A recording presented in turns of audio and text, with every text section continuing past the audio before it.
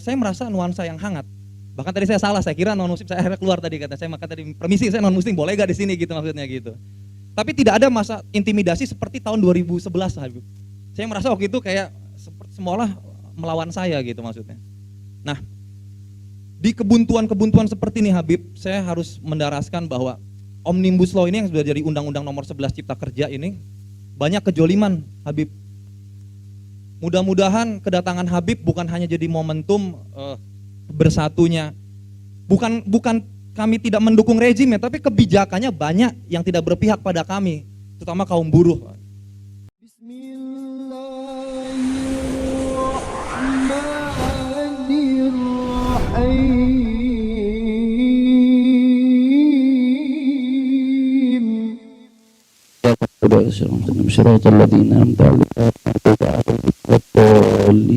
Amin.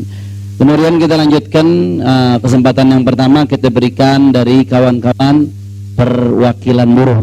Nah, kita berikan beberapa menit untuk menyampaikan apa yang perlu disampaikan. Tafadhol.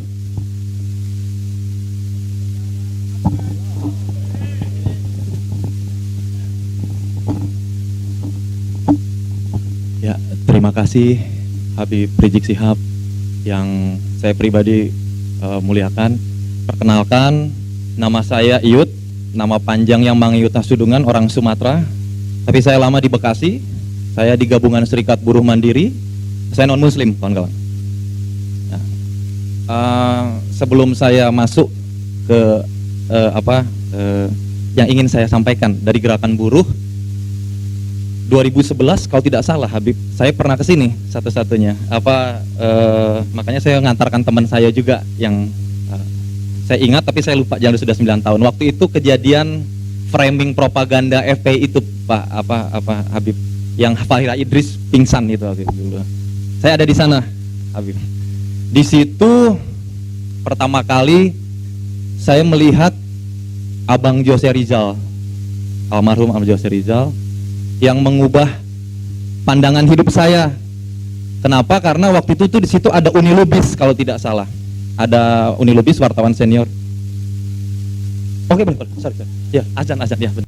Terima kasih.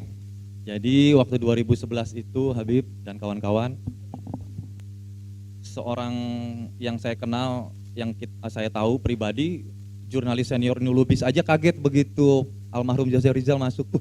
Jose Rizal FPI gitu. Jadi maksudnya wah, kaget, apalagi saya. Dan kebetulan saya punya tanda kutip pengalaman personal sama FPI karena salah satu buruh yang saya advokasi namanya Ibu Rosdiana, suaminya dulu kakinya putus gitu, diurusi oleh almarhum Jose Rizal di RSCM saat itu. Jadi nama anaknya dinamai oleh Jose Rizal gitu. Nah, jadi begitu 2011 saya kan waktu itu ya namanya kena framing Habib. Jadi saya langsung datang ke sini tuh udah bawanya misuh-misuh gitu maksudnya. Di situ ada Fahira Idris, saya ingat, sama Uni Lubis lah, saya ingat saya. Tapi saya lihat pemaparannya jauh dari yang selama ini saya tidak sangka gitu maksudnya. Semua pertanyaan-pertanyaan yang insinuatif gitu bisa dijawab oleh Habib dengan sangat clear gitu, kristal clear, jernih gitu. Dan saya jadi, oh iya memang betul, musuhnya FPI ini saya waktu itu berkesimpulan pulang dari situ, ya memang media gitu maksudnya. Saya tidak menemukan satu nuansa yang saya selalu baca, saya dapatkan dari media-media mainstream. Jadi itu perkenalan dulu kawan-kawan. Nah gitu. Jadi sejak itu 2011 saya berubah.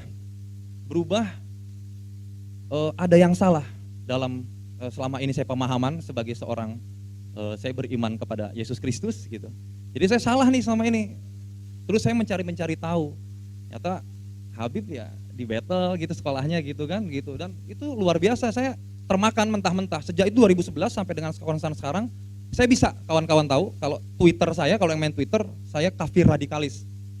Akunnya kafir radikal, pernah disuspend ya sama tangan jahil, terus berganti jadi kafir radikalis. Nah, saya ini jadi salah satu non muslim gitu ya yang dipakai argumentasinya, pendapatnya oleh banyak kawan-kawan di aktivis Islam. Jadi saya mengcounter narasi-narasi yang tidak betul gitu maksudnya. Gitu. Saya menjawab apa adanya. Bahkan saya dianggap sempat gegar di keluarga saya bahwa saya jadi mualaf. Betul itu. Jadi sampai adik saya pun sampai kaget, khawatir. Bahkan saya bilang, saya tidak akan berubah iman saya. Tetapi fakta yang saya sampaikan, saya bilang begitu, adalah yang kalian dengar itu tidak betul. Dan saya boleh dicek, Habib, saya itu kafir radikal, jadi saya terbuka nih. Tadi saya bilang kawan, aduh, diminta berbicara kan. Jadi saya terbuka nih, mungkin malam ini mungkin baru yang punya Twitter, oh ini akun kafir radikalis saya. Konsisten selama 9 tahun menghalau semua narasi-narasi Islamfobia. Bahkan saya bikin kesal tokoh-tokoh politik, karena pendapat saya dipakai.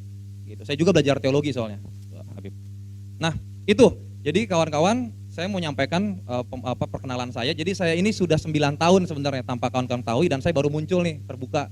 Saya itu, jadi kalau yang punya Twitter kafir radikalis ya, nama saya pilih kafir radikal. Jadi karena propaganda kafir dan radikal itu adalah propaganda yang dijalankan negara nih. Jadi saya melawan di sini gitu ya. Mungkin rekaman ini nanti jadi akan viral, nggak apa-apa lah ya. Tapi saya sudah siap. Oke. Nah, Habib, saya itu selalu ini juga diskusi di sini, ada saksi banyak, kawan-kawan saya juga bisa di cross check. Saya berusaha tidak mau berdusta di sini. Saya juga berusaha tidak menambah-nambahi dan mengurang-urangin. Jadi saya berdiskusi sama kawan-kawan, saya bilang kebuntuan saya udah buntu. Saya ikut juga aksi reuni 212, Habib. Saya merasa satu-satunya gerakan yang tidak bisa ditutup oleh rezim ini adalah 212 dan kawan-kawan yang pendukungnya Habib gitu. Dan saya begitu mendengar, saya bilang begini, mendengar Habib akan pulang, saya berdoa sekali, Habib. Bahkan saya nge-tweet gitu ya, ya Tuhan gitu maksudnya, dengan iman saya gitu, lindungi Habib gitu.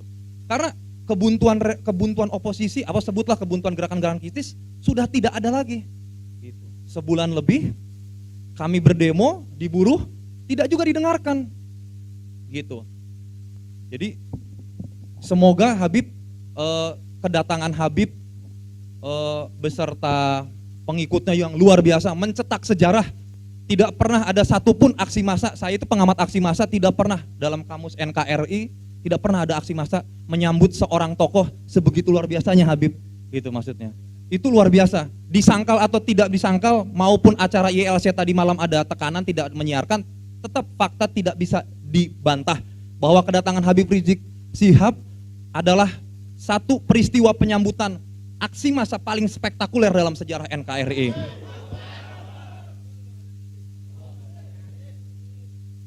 Lalu saya beberapa kali, Habib, ini terakhir dari saya pernah, saya tidak mau berpikir menambatkan pemikiran saya sendiri gitu. Saya cari jangkarnya.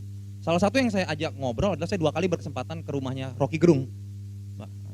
Begini saya tukar pikiran, tanpa pikiran tertukar,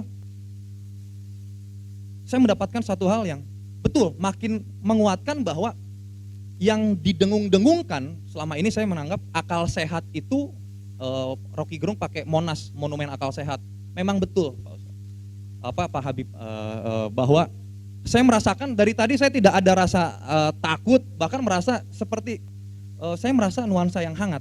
Bahkan tadi saya salah, saya kira non muslim, saya akhirnya keluar tadi kata saya, maka tadi permisi saya non muslim, boleh gak di sini gitu maksudnya gitu. Tapi tidak ada masa intimidasi seperti tahun 2011 Habib. Saya merasa waktu itu kayak semualah melawan saya gitu maksudnya. Nah, di kebuntuan-kebuntuan seperti ini Habib, saya harus mendaraskan bahwa Omnibus Law ini yang sudah jadi Undang-Undang Nomor 11 Cipta Kerja ini banyak kejoliman Habib. Mudah-mudahan kedatangan Habib bukan hanya jadi momentum bersatunya. Bukan kami tidak mendukung rezim ya, tapi kebijakannya banyak yang tidak berpihak pada kami, terutama kaum buruh.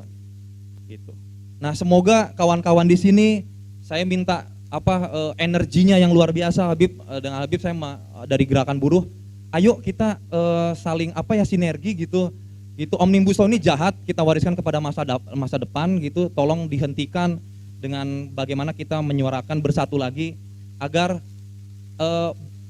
saya merasa gini Habib, nyuwun sewu, punten ini kalau bahasa Sundanya. Saya merasa kawan-kawan masih tuntutannya itu masih yang bernuansa teologi gitu Pak Habib gitu, bahwa isu Islam itu masih nomor 1. Menurut kami itu harus di blend gitu Pak Habib gitu, dengan kawan-kawan dengan segala hormat. Di blend kenapa? Biar ketika masa Islam itu bisa mendapatkan simpatik dari masa kiri, masa tengah, saya hakul yakin gitu akan ada terjadi perubahan. Selama ini kita tidak ngeblend, mudah-mudahan suara saya ini bisa merangkul. Saya juga bermati-matian selama ini 9 tahun melawan narasi-narasi Islamophobia gitu. Dan selain itu Pak Habib, saya juga mengaku dosa nih di sini, tanda kutip. Saya itu aktivis Islamophobia sebenarnya di dunia sosial media. Jadi saya aktivis Islamophobia tuh, makanya saya berani datang 2011 itu, saya pengen tahu nih gitu, gimana sih FPI gitu. Jadi saya Islamophobia nih.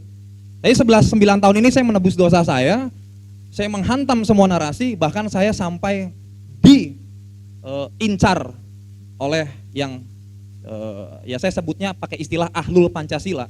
Orang-orang yang merasa paling Pancasila, yang paling bisa merasa mereka paling berjasa bagi negeri ini, paling Pancasila pokoknya lah gitu. Itu Habib. Jadi sekali lagi nama saya Iut, mudah-mudahan ini menjadi awal, karena tidak boleh berpanjang lebar juga, masih banyak kawan-kawan yang mau berbicara. Itu saja Habib, mudah-mudahan kedatangan Habib menjadi momentum persatuan antara masa Islam, masa tengah dan masa kiri. Dan saya sangat yakin Pak Habib bahwa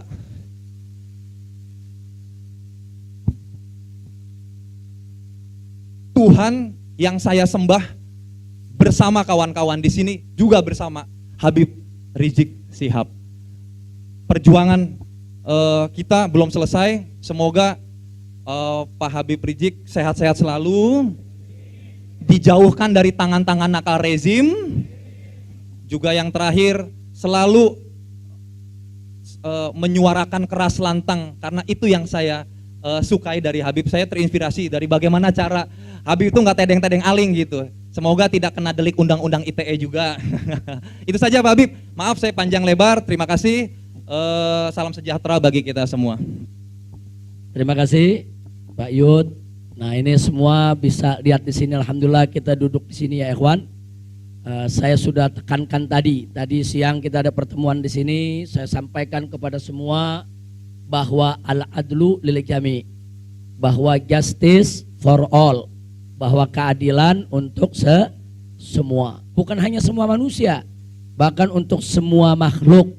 Saudara, semua makhluk sampai tumbuhan, binatang sekalipun harus diperlakukan dengan adil, apalagi manusia, apapun agamanya, apapun sukunya, apapun golongannya, saudara, wajib kita memperlakukan semua manusia dengan adil. Jadi nggak usah khawatir, Mas Yud, FPI sudah sekian puluh tahun memang di briefing betul, dididik betul laskar-laskarnya untuk selalu menjunjung tinggi keadilan. Jadi kami bukan musuh umat beragama. Kami bahkan bukan musuh pemerintah, bukan musuh TNI, bukan musuh Polri. Kami musuh kezaliman, kami musuh kemunkaran. Kemudian soal tadi mungkin sedikit saya garis bawahi. FPI begitu juga kawan-kawan di PKS sebetulnya selama ini bukan hanya memperjuangkan urusan agama, bukan hanya memperjuangkan urusan teologi.